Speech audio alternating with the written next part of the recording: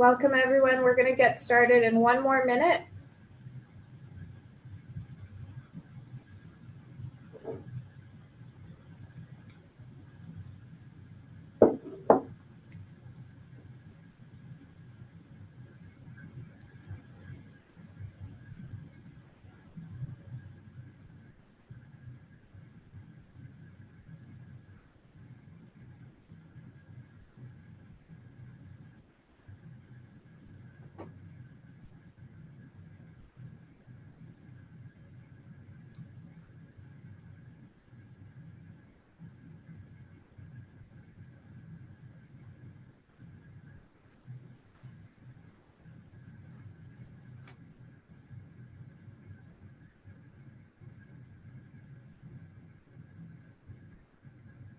All right, it is 1 o'clock and we're going to get started.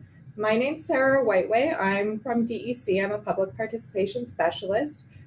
Chuck Rosenberg is going to be the one giving the presentation today. I'm just here to go over a few of the logistics. During the presentation, if you would like to send a message through the chat, we can see that and we can get to your questions. You could also wait till the end and we'll have some time for a Q&A at the end.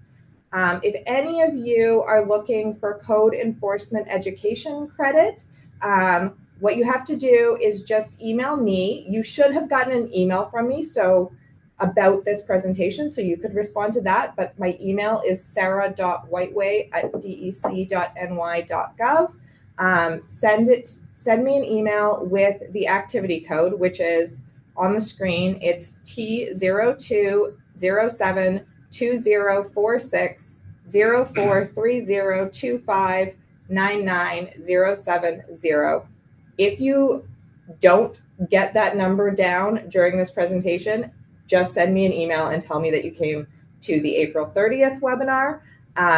You also have to stay for the entirety of the 1 hour webinar in order for me to send your name along to get you that credit. I'll email you a letter of attendance that you came, and I will send your name and your, your training ID number along to Department of State to get you that training credit. So I need, in that email, I need the activity code and then your name and your training ID number. And if your email that you're sending that email to me from is not the same email that you registered for this webinar with, please let me know what email you registered with, because that's what I'll be looking at to check. And I'm going to turn it over to Chuck now to tell you all about wetlands. Hi, folks. Thanks for joining us. My name's Chuck Rosenberg. I'm the Region 9 Habitat Protection Manager, so I'm working with the Bureau of Ecosystem Health here in the Buffalo DEC office. I appreciate the interest in this topic. There has been a lot of interest, certainly since January 1st. I wanted to give you a little background on just an overview of what I plan to cover today.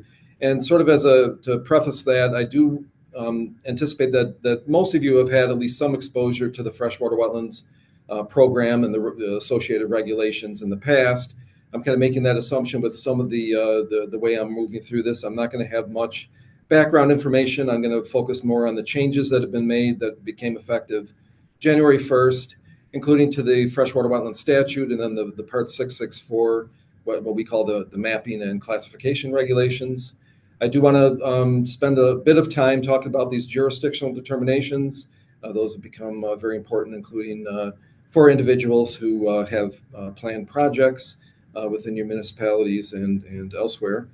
And then finally, a little bit about the implementation, basically the permitting the DEC anticipates for the coming year. There are some newly proposed and hopefully to be released soon general permits to help expedite some of that permitting. So there have been some changes there as well. So I do want to start off with a really basic aspect, the definition of freshwater wetlands. I don't want to get into every aspect of this, but I do want to focus on the crossed out text. You'll see at the end of the first line, extending into the second line. that omission, that change that became effective January 1st is really key. The DEC is no longer regulating maps as they are shown on freshwater wetlands maps. You're probably familiar with town and county clerk offices have had maps, Mylar and paper maps dating back to the 80s that would show, where DEC regulates wetlands. We're no longer limited to regulating wetlands shown on the map, and I'll get into some of those details. You may have been familiar with the 12.4 acre size threshold for DEC wetlands. That's 5 hectares, if you wonder why it's kind of an odd number. That acreage threshold remains up until January 1st, 2028, where it will reduce to 3 hectares, 7.4 acres. So we'll be regulating wetlands that were previously mapped, but in addition, there's a new emphasis. This dates back to the original statute, but unusual importance wetlands. DEC can regulate those regardless of size, and that has really become a significant change, again, effective January 1st. So I did want to also just show that the DEC regulates wetlands. This definition is really based on wetland vegetation, including everything from trees, shrubs, emergent plants, but all the way down to these plants that are occurring beneath the water surface, floating leaf plants, but also these submerged aquatic or submergent vegetation. That is not a change from the original statute that was identified in the 1975 Freshwater Wetlands Act. But there is a new emphasis because we no longer need to map those submerged wetlands that oftentimes are not really easily visible. We do not have to map them before we regulate them. If they occur in a given body of water and they meet either the 12.4 acre size threshold or that unusual importance trigger, then the DEC does regulate those. And one other aspect that I as maybe a shameless plug here, I do like to emphasize that there is a reason why DEC regulates wetlands, and with a focus on these larger and more important wetlands. About 60% of New York State's wetlands were lost as of about 1975, when the Freshwater Wetlands Act was first promulgated. And there was a broad recognition that with the loss of that acreage was the loss of a lot of public benefits that the wetlands provide. Certainly in terms of flood control, that's certainly an important social benefit. But various other aspects listed here, and I won't go into the details. Fish and wildlife habitat being oftentimes referenced, but water quality, water quantity aspects, our recognition of carbon sequestration for climate change, resilience. That's another aspect that we do recognize. So as of January 1st, here's a summary of what the significant changes were in the Freshwater Wetlands Statute and then those Part 664 regulations. So as I've already alluded to, the jurisdiction or DEC's jurisdiction of those wetlands is no longer limited to what's shown on the maps. We are continuing to show these previously mapped wetlands, and I've got some slides later to show you, but we're not limited to that. Basically, if wetlands meet this 12.4 acre size threshold or the unusual importance criteria, we regulate them whether they're on the map or not. And with that change, with those additional unmapped wetlands, previously unmapped wetlands, as well as the unusual importance wetlands, there has been a very rough estimate that the DEC is now regulating an additional 1 million acres of wetlands statewide. And of course, we haven't created those wetlands. It's just a recognition of wetlands that are already there on the landscape that were not previously mapped, and therefore the DEC did not regulate them. Another important change is with the wetland classification, and wetland classification comes into play when we get into permitting, the permitting steps for various projects that are within a wetland or a regulated adjacent area. Just so you know that we've maintained the same class structure. There are still 4 classes, with class 1 being recognized as the highest quality, and then scaling down to class 4 as sort of the lowest quality set. Because there are so many different factors being considered for classification, we have to reclassify all of the previously mapped wetlands. So that's an important part or an important trigger for the need for the DEC to complete these jurisdictional determinations, because we do the classification assessment there, even for previously mapped wetlands. So you may have a wetland on a property, you've been aware of it for years or decades. That wetland is still regulated, but its wetland class may have changed based on the regulatory changes. And then also for certain, really a small subset, but certain wetlands, instead of regulating just a 100-foot adjacent area, the 100-foot buffer surrounding the wetlands, we have the ability to extend that out sort of on a case-by-case basis, out beyond 100 feet. It could be several hundred feet, but to be honest, I have not gone through that process for any wetlands as of yet, so I don't know the details on that particular change in the regs. So again, as I've mentioned, the DEC previously mapped, there's a number there, roughly 1,400 wetlands in the Region 9, the 6 Western New York counties. And I should say that includes Erie, Niagara, Wyoming, Chautauqua, Cattaraugus, and Allegheny counties. And somewhere in the vicinity, just shy of about 100,000 acres. And again, we're expecting that, DEC is now regulating a considerably larger acreage. And, I like to include the picture of the approach, the stereoscopic mapping. If you're a dinosaur like me, we used to do that back in college days. That was how all the original mapping was done, really old school, old technology. And with that, we recognize that the original mapping really was inaccurate in certain cases, missed certain wetlands as well. The polite way to describe it is that they're considered approximate. Those wetland boundaries were very much considered approximate. If you've been reviewing, either as a building inspector or a municipal planner or others, you've probably seen maps similar to these that show the wetland boundaries, as well as a 2-letter and a number code. That's basically when you zoom into all of these previously mapped wetlands, mapped in the 1980s. For the most part, there are some more recent ones. This is what you would see. And as I noted, well, I should back up here. Again, these are very approximate boundaries. You require a field delineation in each case to determine where exactly the boundary is.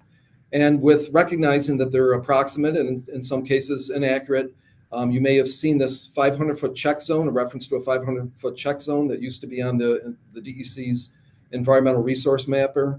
That is no longer there. That's no longer considered because we're not beholden to the maps. We're not limiting jurisdiction to those previously mapped wetlands. So instead, they're sort of to help individuals and planners and others to identify where there may be wetlands, outside of those previously mapped wetlands. The DEC contracted with Cornell University to produce these informational maps. So they're kind of a best estimate of where wetlands are located, across the state. Again, not regulatory, but just to try to help people recognize where wetlands may occur. You can access this. The email address, I'm sorry, the web address is there at the upper right corner of this screen. But it's simplest just to, within Google or some other search engine, just search for DEC ERM mapper, and you'll get the direct access. Once you get into that layer, you can open up various environmental layers, but the ones specific to wetlands are all in one category. You can click them all on, or you can click them individually. The bright green, which are mostly hidden in this image, the bright green are the previously mapped wetlands. So again, dating back to the 1980s. The pink or purple color are the informational maps generated by Cornell. And then you've probably had some interaction with National Wetlands Inventory, the NWI maps. Those are also available here. And, we recognize that these are not, 100% accurate either, but they do help to give a better feel for wetlands, where wetlands occur within a given location. And we recommend that you turn on, that National Wetlands Inventory layer as well. And when you're looking at all of those overlapping layers, that's about the best guidance that we can provide where wetlands occur within particular locations. So I should say, you may have noticed, I won't backtrack, but the previous map had some wetlands that were smaller than 12.4 acres. That is, sort of in recognition that some of those may be considered unusual importance wetlands. where they'd be regulated even if they're under 12.4 acres, or starting in 2028, that drops to 7.4 acres. For the most part, the unusual importance wetlands were regulations were set up to protect some of these more important areas. Either they provide habitat for endangered species, or may serve as may occur along a floodway, for example, and help to attenuate flood flow, those sorts of triggers. And here's all 11 of the triggers. And just as a side note, number 5 is the previously mapped wetlands. So we've already talked about those. Those are still regulated, but they're kind of categorized here under the unusual importance. So I bolded out number 1, 4, and 7, thinking that those, for the most part, have the broadest geographic effect of where these unusual importance wetlands do occur. So I'm going to go through those 3 separately.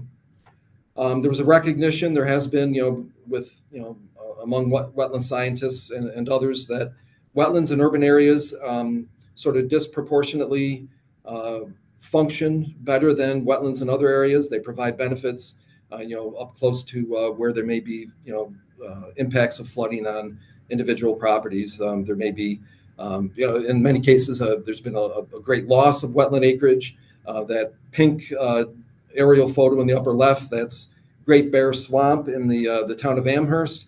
Totally, much of Amherst was a similar wetland, but it's all been developed where there's just these core areas of wetlands remaining. So that's sort of in recognition of the rarity, the value that those wetlands provide. But you can see this map shows the urban area wetlands across the state, and I'll zoom into Region 9. There's a very large area, of course, around the Buffalo Niagara area, and these are not limited to municipal boundaries. These are based on U.S. Census Bureau blocks.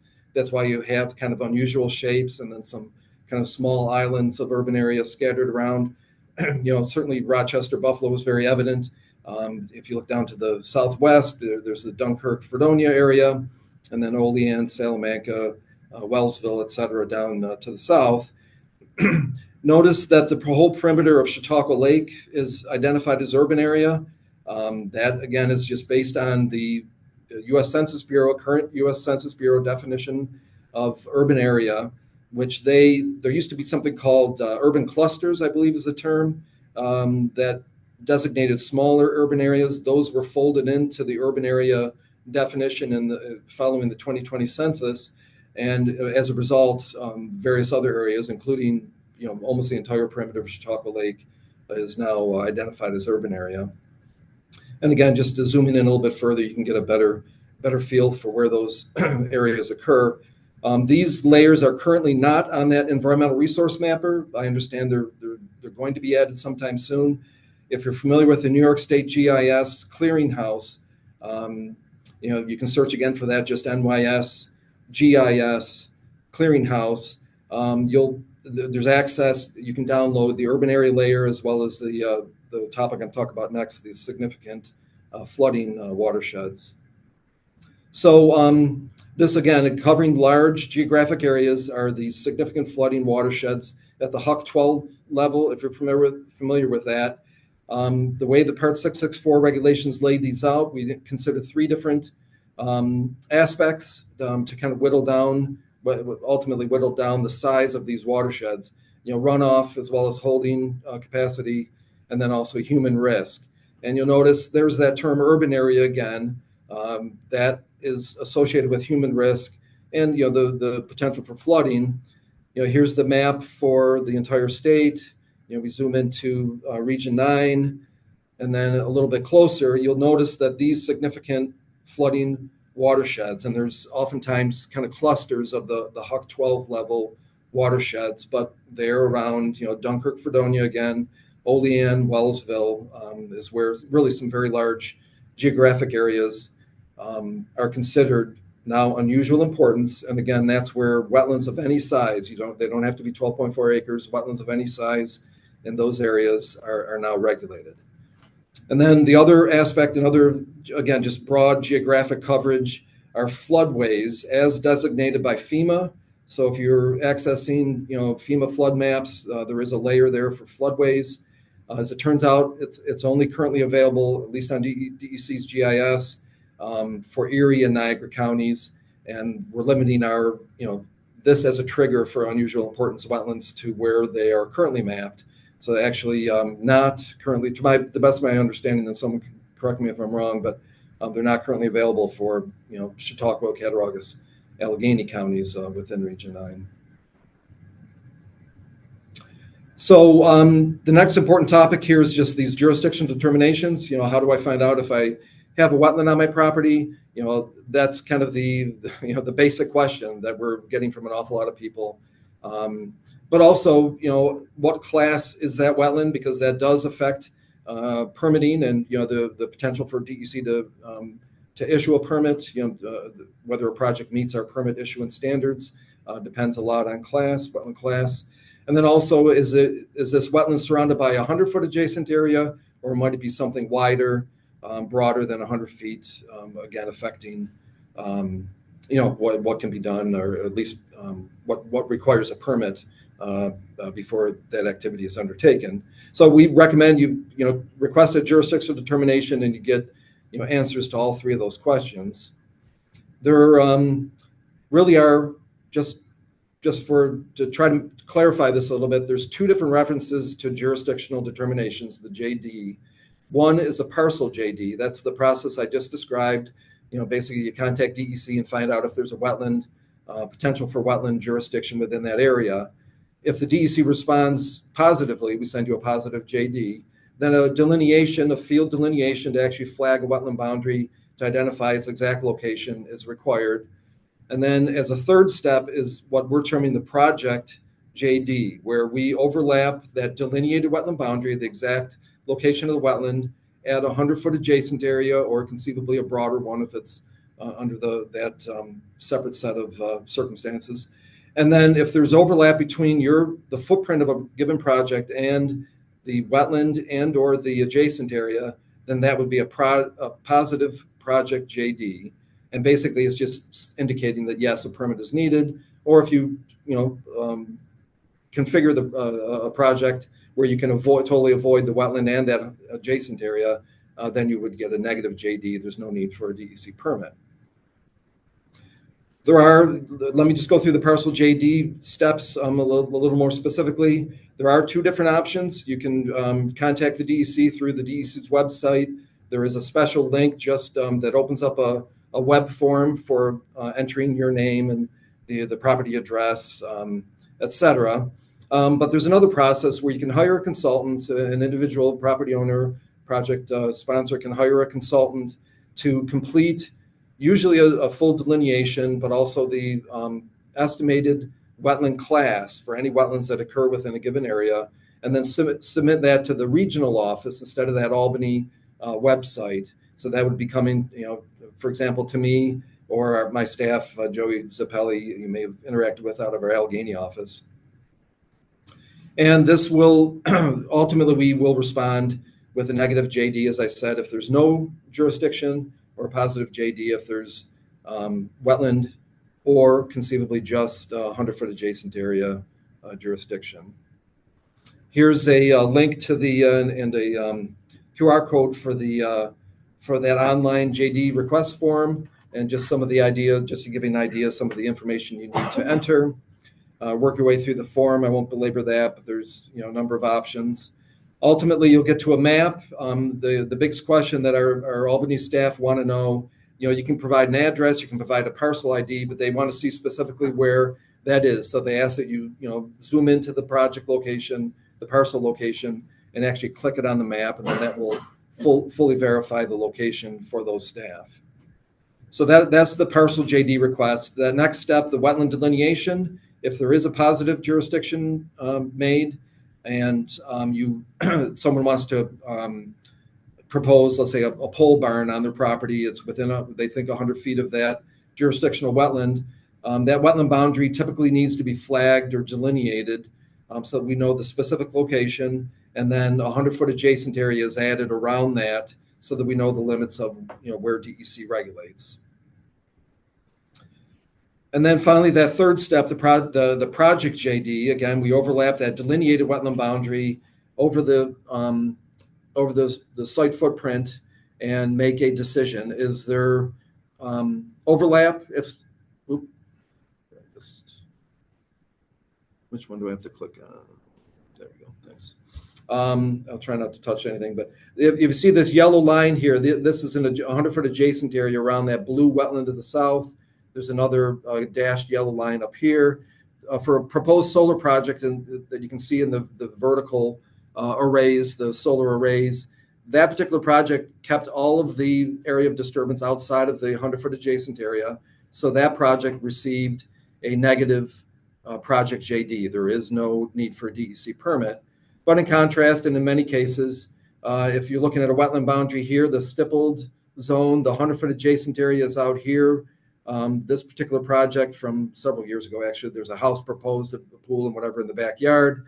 Some of that activity fell within the outer 50 feet of that 100-foot adjacent area, but because it's within 100 feet, it was a regulated activity, and we would issue a positive JD, a positive project JD for that instance, and a permit would have to be issued before that project is started.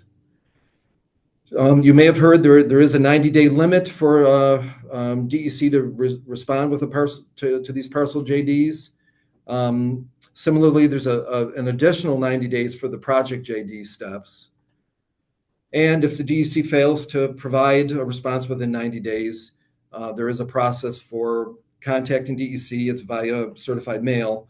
And then DEC has an additional 10 days to turn around that JD request. If we fail to do that, then jurisdiction is waived within that parcel or that project area for 5 years. So I know there's been a couple webinars, trying to assist municipal planners and others to working through this process. I thought it might be helpful to get into, have a few slides here to try to help provide some additional guidance. And I've already talked about that DEC's environmental resource mapper. We strongly encourage anyone who's trying to determine if a JD might be necessary for a particular project area to consult that environmental resource mapper. Again, you can look at the previously mapped wetlands, those newly mapped informational wetlands, and the National Wetlands Inventory mapping to see if there's any overlap, any previous mapping that shows the presence of wetlands. If you want to dive in deeper, if you're doing a lot of GIS, regardless, you can always check USGS topo maps, for the typical stream and pond type labels. We oftentimes refer to soil mapping, usually looking more at wetland class versus you may have seen reference to hydric soils and potential hydric inclusion soils. We find it more effective to look for soils that are identified as somewhat poorly drained, or very poorly drained. And then if there's sort of undeveloped areas underlain by poorly drained soils, then there's a high likelihood for wetland occurrence. And then aerial imagery as well. Color infrared is very helpful for finding wet areas. So if you're comfortable using those sorts of steps, we encourage that as you try to decide if there may be wetland that occurs within 100 feet, typically, that 100-foot adjacent area, within 100 feet of a proposed project footprint. And, if there are any of those wet features, especially in the cases where, whether it's urban area, significant flooding, watershed, et cetera, if there's an unusual importance area where there is no wetland size threshold, and there seems to be any likelihood for wetland occurrence, we strongly encourage you to ask project sponsors to submit to the DEC one of those JD requests. And that's also, especially true outside of those unusual importance areas. If there's a really large, evidently large wetland complex that looks to be, possibly approaching 12.4 acres in size, the DEC would make that size determination and determine if it's jurisdictional.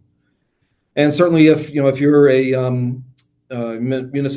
municipal planner, for example, working on, you frequently work with the Corps of Engineers at the federal wetlands level. if there's a wetland delineation, that's a great resource to rely on, and may serve as a trigger as well for recommending a DEC jurisdictional determination. And really, the point I want to make here is that if you have any doubt, we do recommend that you submit a JD request to DEC to get the official response, whether a landowner or project sponsor goes through that online version or through a consultant option request to the regions. Oops. And we are offering suggestions that applicants can forego submitting a JD request if there's a low likelihood for wetlands occurrence within a given area. And we've been focusing especially on slope. So if there's at least a gently sloping area or steeper topography in a given area, the likelihood for wetlands, especially again outside of these unusual importance areas, it's unlikely you're going to have a 12.4 acre wetland. Also in previously developed areas, certainly if there's a large footprint of impervious surface, maintain lawns, for example. Not much. You can see in this example to the right, there are some undeveloped areas within this cluster. But if it's all maintained lawn and impervious surface, the likelihood for a wetland occurrence there is also very low. But I do want to throw the caveat out there again, looking at the undeveloped areas within that footprint. That aerial image is from the town of Amherst. That particular area is an urban area, and therefore undeveloped areas that may be wet, doesn't matter what size. Again, there's no size threshold there. There could be DEC regulated wetlands in those undeveloped areas, even if they're small in people's backyards within these urban areas. And again, that's really plays into it. Is there any chance for any small wetland to occur, or are you in a situation where a wetland would have to be 12.4 acres in size to be regulated by DEC? And I'll provide an opportunity for Q&A in just a moment. So, other recommendations here, certainly communicate with the DEC and, Corps of Engineers. We're doing this in tandem often. Contact us early in the review process, try to get our input on whether a DEC freshwater wetlands permit may be required. My phone number is there, as well as the inbox for the Region 9 BEH inbox. That's I monitor that, so you can reach me at either one of those contact means. And our, I'm sorry, I did permits first, but permit staff as well as BEH staff are available to try to help you through this process. I think we're all sort of targeting avoidance of the problem that you can see in this particular picture. This is a picture from a few years ago, several years ago, but a house being constructed with right within at that time a DEC mapped wetland. And we're all trying to avoid it. It's not good for the wetland. Certainly, it's not good for the landowner who ultimately lives in that house with a high water table. That's the situation we're really trying to avoid.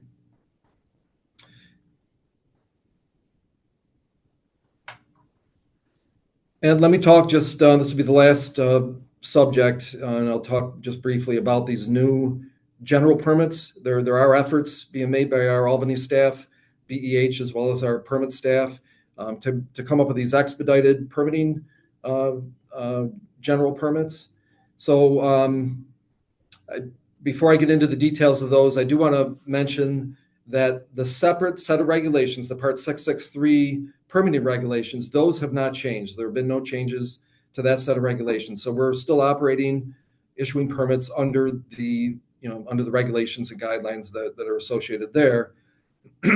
There's no change in the overlap that you've probably seen over decades now between the Corps of Engineers and the DEC issuing these Article 24 wetlands permits, as well as Section 401 water quality certifications, and the Corps of Engineers issuing the Section 404 wetlands permits and stream disturbance permits.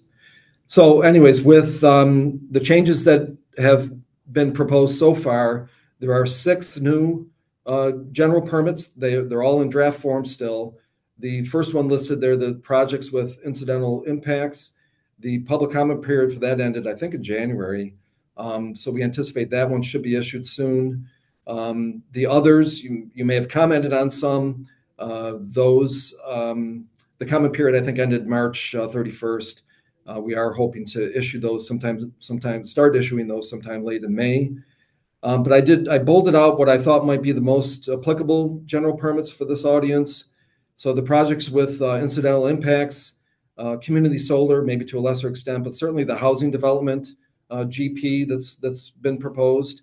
So just very briefly, the incidental impacts are really small scale, usually 1/10 of an acre or smaller impacts to a regulated 100-foot adjacent area. Oftentimes associated with repair and replacement of structures, cutting dead ash trees, those sorts of things that are routinely authorized by DEC. The community solar under that GP as proposed, and these they have not been finalized.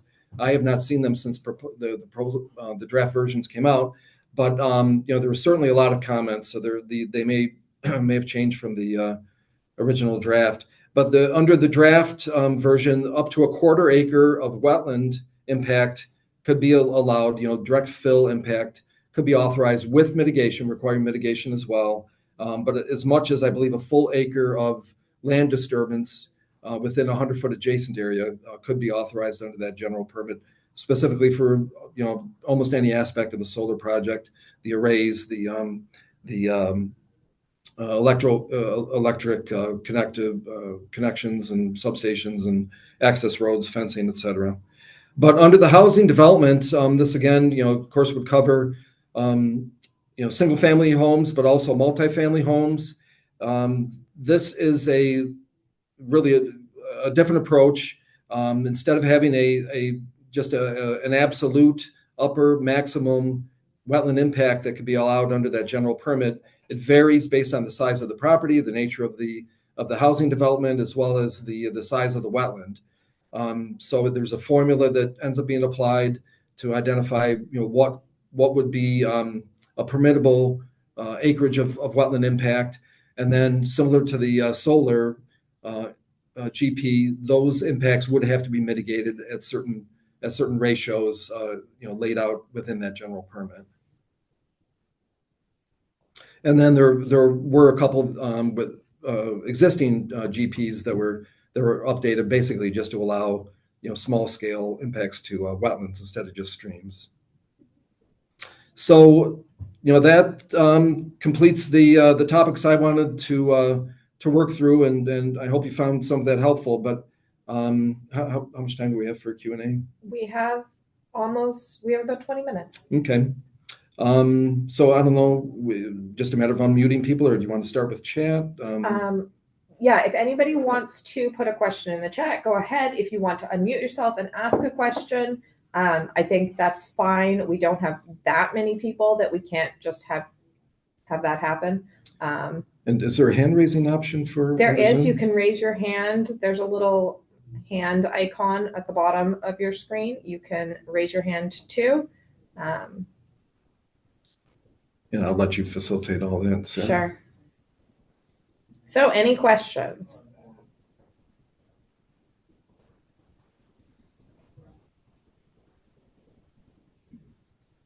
And anything in chat as of yet? Mm-mm.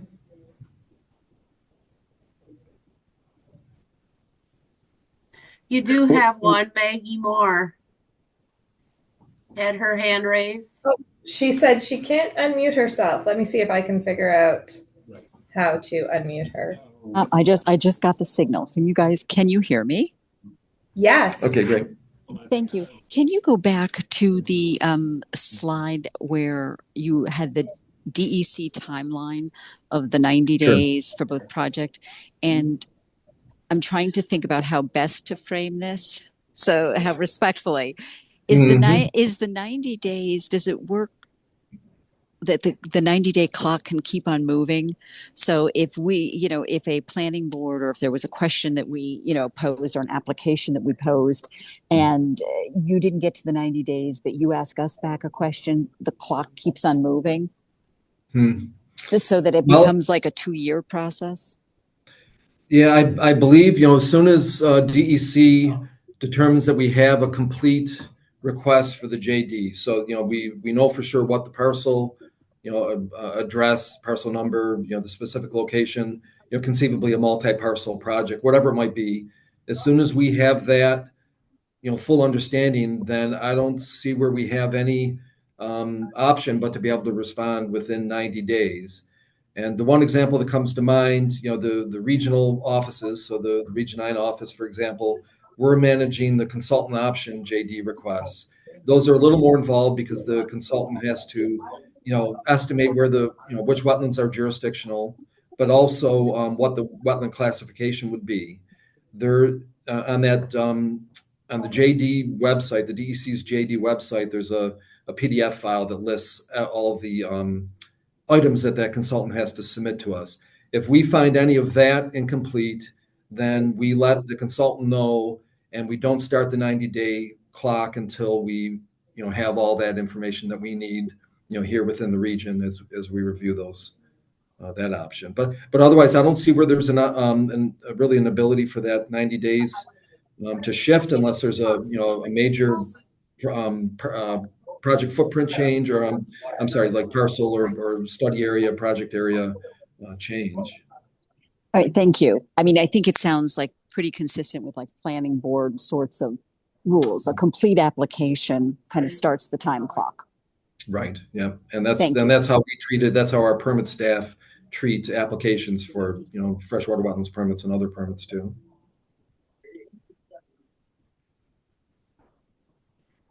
Any other questions? I guess raise your hand and we will unmute you. I see.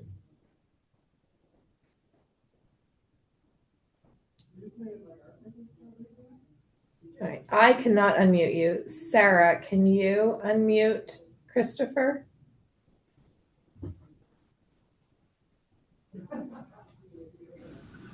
We were able to unmute ourselves.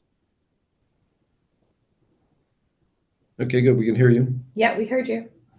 All right. Sorry, it went back to being muted. Go ahead, Chris. Can you hear us now?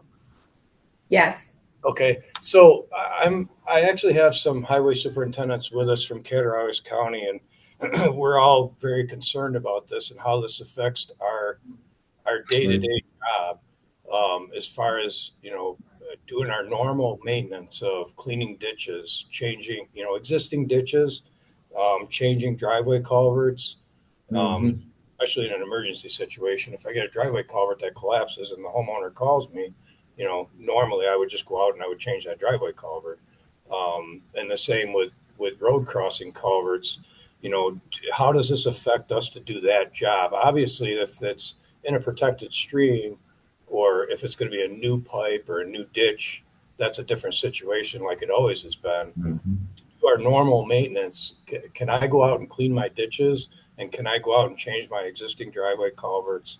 And if I have cross culverts that are not in a protected stream, can I do that, or do I have to do something different? Yeah, we should probably have a more detailed discussion, but under the existing, I referenced the Part 663 permitting regulations. There's a set of exempt activities, including maintenance and repair. For the most part, culvert cleanouts that don't have any extensive disturbance to the surrounding area, that is considered, exempt maintenance, where you would not need DEC's wetland authorization. However, any kind of culvert replacement, even of fully in-place replacement, would require a DEC permit. So that's that would be a trigger for that first step in the whole process, requesting the JD, for that particular location. And I certainly recognize the 90 days is hard to manage when you have any kind of backing up drainage, that sort of thing.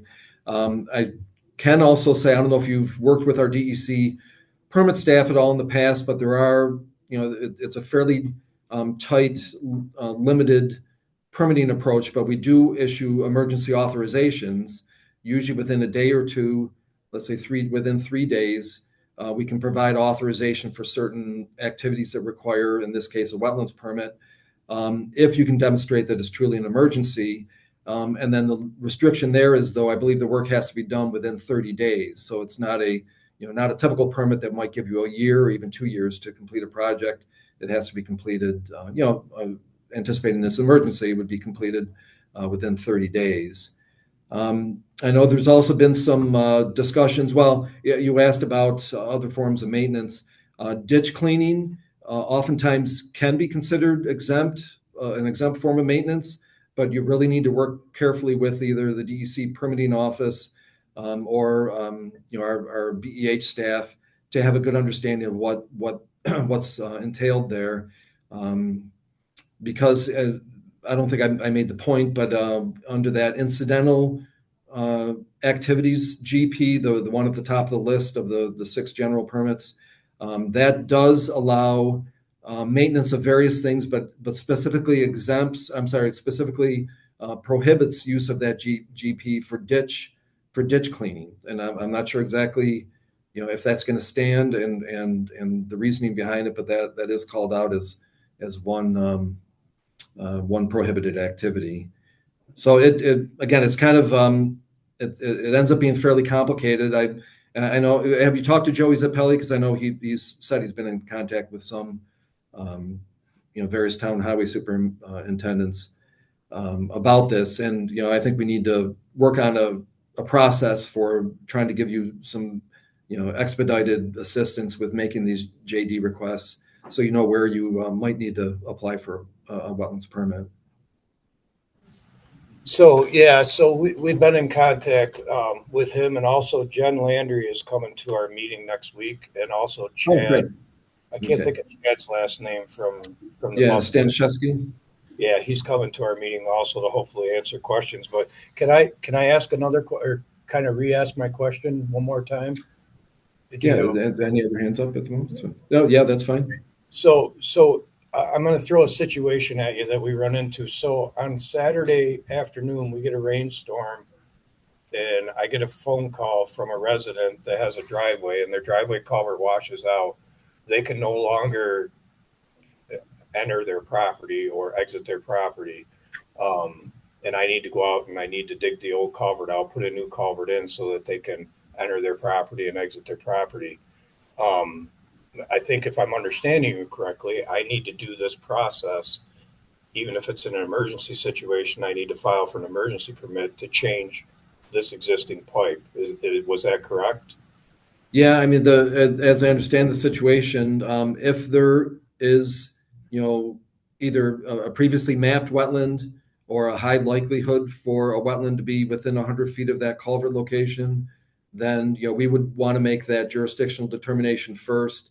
And then if there is jurisdiction, if it's within, that culvert's within 100 feet of a regulated wetland, then we would have to issue a permit, whether it's that emergency authorization or a more typical permit. Am I correct on the fact that I could pull up the map myself and look, and if I can determine that it's not located within a wetland and it's not within 100 feet, at that point, am I okay to do that if I'm comfortable with that or no? Yeah, and that's a lot of what this comes down to, is the comfort level of whether it's evident enough, in your mind to either be not, a very low likelihood or no likelihood for a wetland to occur there. Then we are accepting that as sort of a best professional judgment approach to deciding if that formal JD request has to be made. But I do encourage, really, in any situations where it just isn't clear, there's any kind of question about it, then the best way to go is to be on the safe side and submit a JD request. With that said, especially in your situation, I know you've already been interacting with Joey. We can try to provide direct input, whether it's Joey and the BEH or one of the permit staff, to help you make a more expedited decision, kind of recognizing the oftentimes public safety and welfare involved with the work you're doing. Okay, so yeah, I think, and And our biggest concern is not so much the new stuff and not so much even necessarily the ditch cleaning. To be honest with you, the driveway culvert is a big issue for myself and I think several guys. If a driveway culvert washes out and I have to wait 1 or 2 days or 3 days or a week Right. to get a permit, number one, the homeowner is going to be furious with me because they can't access their property. Number two, Mhm. it's opened up one hell of a liability for the municipality and the DEC and everybody else because God forbid their house starts on fire and they can't get a fire truck in there Mhm. or an ambulance call. There's several scenarios here that, Right. we're not talking new culverts for new houses or new driveways. We're talking, existing situations that, just Mhm. can't, we just can't wait in that case. So I'm Yep. hoping next week we can get some better direction on, what we can do to do our jobs the best way we can. And obviously, this is very important and we're not trying to waive from, following the regulations and complying, but we also have to be realistic in what we do Oh every day yeah. dealing with Yep. the Oh yeah. And we're trying to take a reasonable approach to this as well. And I'm glad to hear you're meeting with all all the DEC staff. They'll be able to give you some very good specific advice. All right. Well, thank you. I think you addressed a couple things, and yeah, we'll look forward to talking to them next week. All right. Very good. Are there any other questions? You can raise your hand or put it in the chat.